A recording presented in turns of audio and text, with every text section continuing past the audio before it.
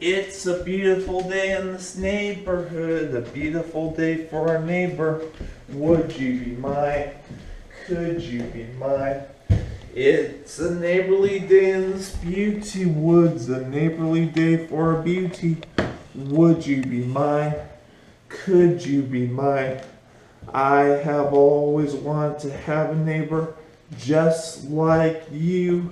I've always wanted to live in this neighborhood with you, so let's make the most of this beautiful day. Since we're together, we might as well say, would you be mine? Could you be mine? Won't you be my neighbor? Won't you please? Won't you please? Please won't you be my neighbor? Hello, television neighbors. Here we are, visiting again. I've got some things I'd like to show you. The book that says The World According to Mr. Rogers, Elton John booklet of Rocket Man #1, and this Deal or No Deal electronic game. Now, before we get a call from Lucky Smith to come over to the neighborhood aquarium center, I have a song from this book that I like to sing to you.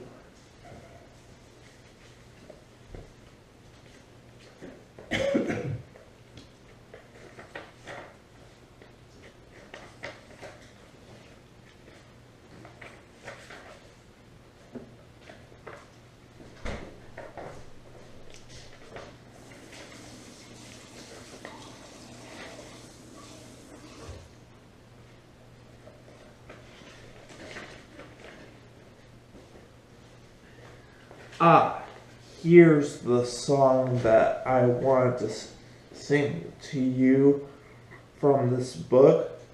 What if I were very, very sad and all I did was smile?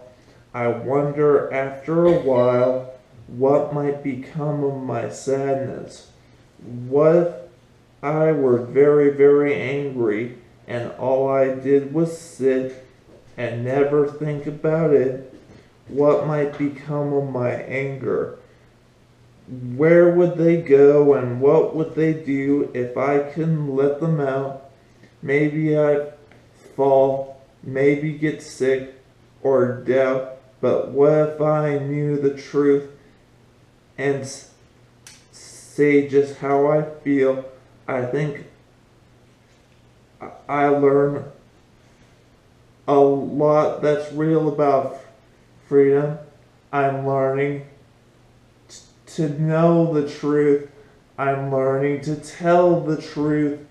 Discovering truth will make me free. And that's the song that I would like to sing to you from the book. Now I'm getting a call from Lucky Smith to ask if it's okay if we could come over to his aquarium center. Hello, Lucky. This is Victor Sprinkle from Victor Sprinkle's neighborhood. Well, I know it's you, Victor, because I called you. How did you know it was me calling, though? Do you have caller ID? I do, Lucky. Oh, you rascal. I thought it would be a surprise, but no, it wasn't. You have caller ID. Oh, well. Maybe next time. Listen, Lucky. I was wondering, can me and my friend come over to your aquarium center right away? Well, no, me and my friends cannot come over. But if you said, can my friends and I come over, I would say, of course. I'm sorry, I meant to say, can my friends and I? Absolutely. been waiting for you to come visit me, and this is the perfect time to do it. All right. See you in a few minutes. Well, let's go to our neighborhood aquarium center right now. Come on. Lucky. Victor, you made it to my humble aquarium. Finally. Center. Aquarium Center, yes. How are you? I am very well, actually. I'd like to introduce you to my television friend. This is Mr. Lucky Albert Smith. Lucky Albert Smith here. Hello, television neighbors. I should say the second. Yes, because my father had the same name, but he unfortunately has passed on. Eaten by a gray whale. Can you imagine that? Yes, Wow. and I remember your father's first name. Lucky. Well, actually, no, it was Jerome Albert Smith the first. Well, yes, but we all called him Lucky. I'm afraid that wasn't his first name. Wow. All my life, I thought my dad and I had the same name, which is why I was the second. And you're telling me that I could have been the first? Yeah, from your father, Jerome. Well, knock me over with a feather. Jerome? Yes. Wow. Okay. You can just call me Lucky the First. Yes. Okay. I like it.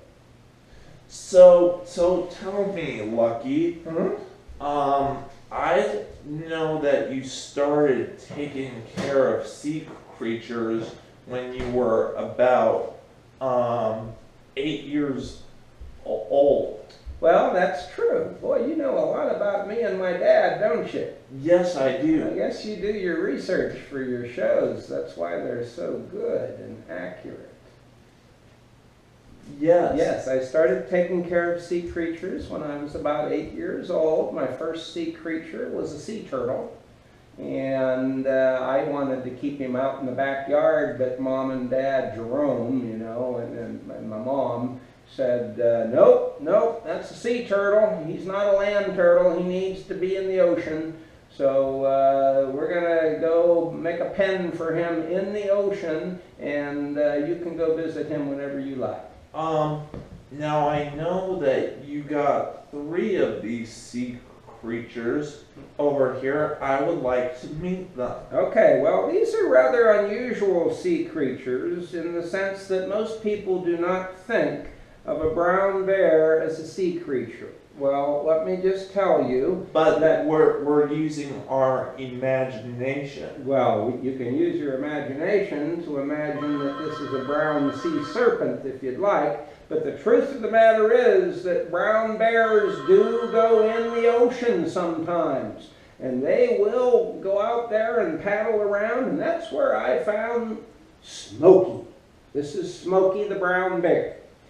Then, you mean the sea bear? Well, yeah, we could call him the sea bear. And then, nobody thinks of cats as being ocean-going critters, but I want to tell you, that's where I found Melissa. I found her swimming across the ocean trying to catch a sea otter. Oh! Yeah, so we can call her Melissa the cat, or we could call her Melissa the otter eater.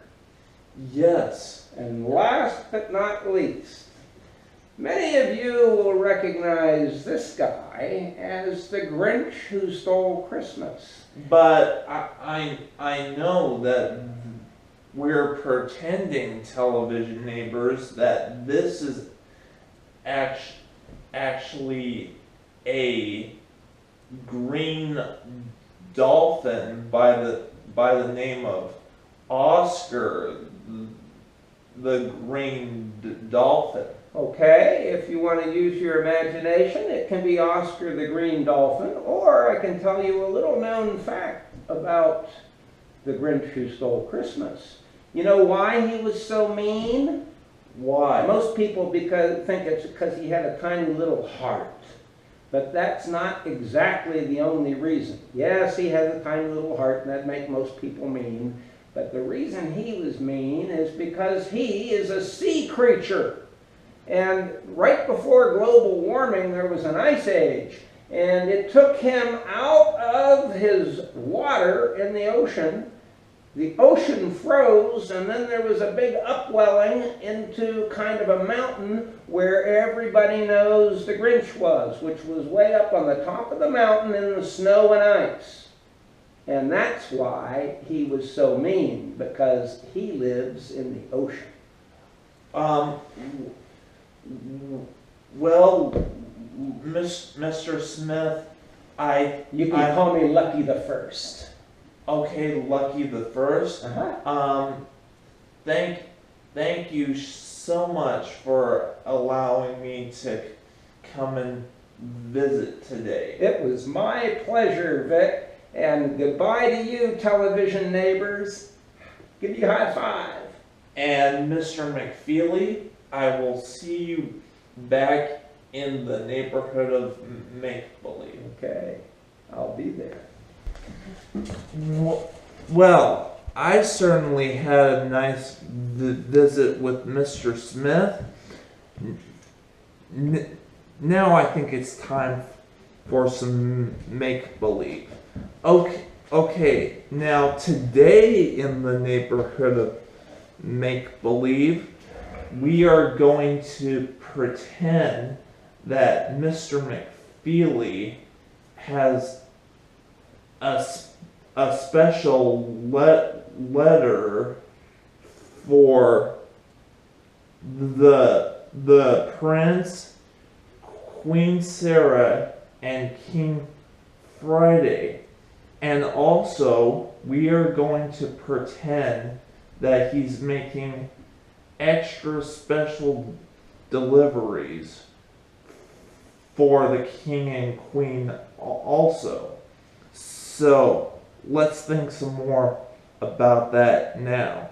As the trolley goes in front of the castle in the neighborhood of make-believe. Ready to go, trolley?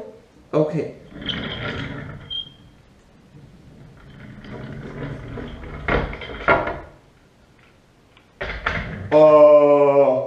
Mr.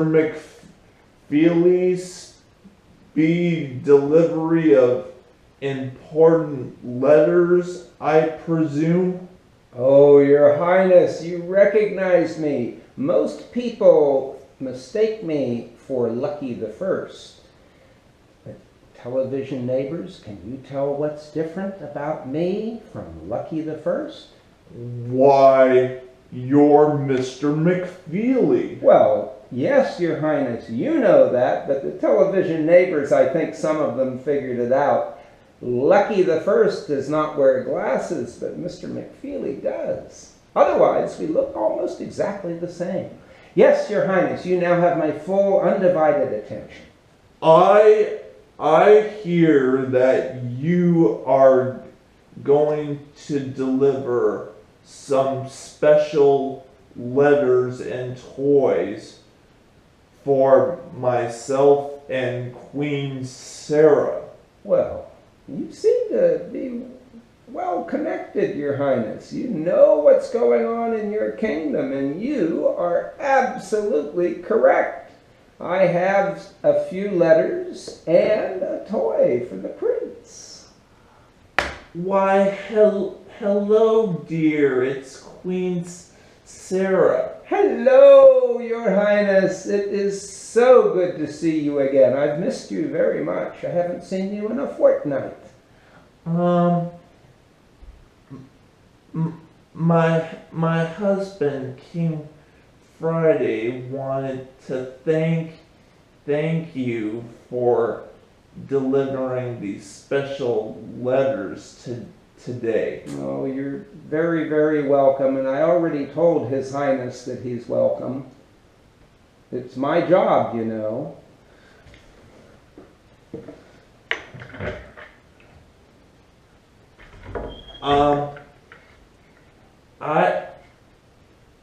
I I'm Prince Tuesday, and my daddy has told a lot about you. Well, Prince Tuesday, that is one heck of a costume, and it is October 1st, but you know, Halloween is at the end of this month, not the beginning.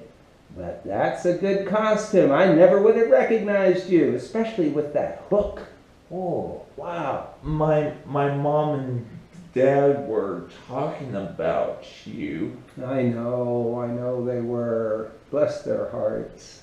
Well, we'll have to pretend about some more of your deliveries the next time. Okay. All right, goodbye, Trolley.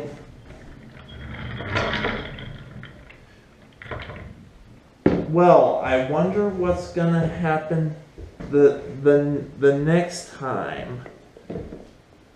Well, I'm excited to understand what's gonna happen in that make-believe place. You know, it gives me such a wonderful feeling that we as television neighbors can have our own human thoughts and feelings, and it really gives me a good feeling to share such wonderful people with you, like Mr. Smith and Mr. McFeely. And I'm very proud of you too. It's such a good feeling to know you're alive. It's such a happy feeling. You're growing inside, and when you wake up ready to say, I think I'll make a snappy new day. It's such a good feeling, a very good feeling. The feeling you know that I'll be back when the week is new, and I'll have more ideas for you, and you'll have things you want to talk about. I will too. Until tomorrow, television neighbors, goodbye.